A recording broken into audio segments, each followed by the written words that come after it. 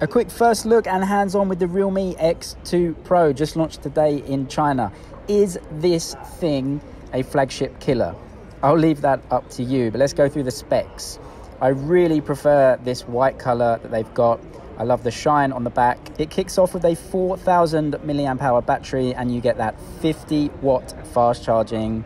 That's just beaten out by the Reno Ace, which was released recently, but it is still incredibly quick. You get a 64 megapixel quad camera on this one, but I'll talk more about that one in a second.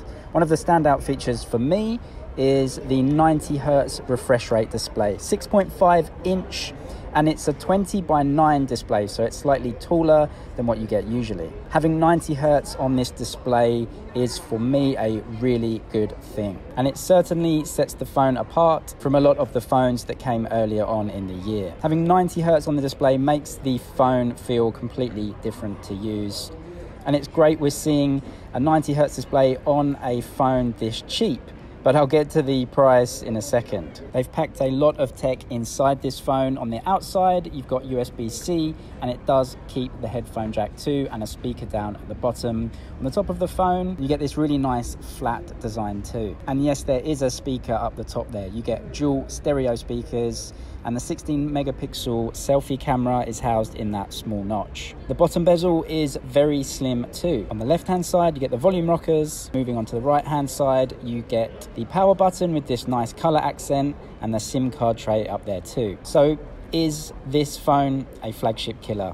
There's a ton of specs in this phone, but the lowest price version is 2599 RMB. That is an incredible price. However, you don't get UFS 3.0 with the 64GB version. It's not supported. So if you want to buy the 8GB version, that will set you back 2799. Bearing in mind that is 200 cheaper than the Redmi K20 Pro came at, which was touted a flagship killer.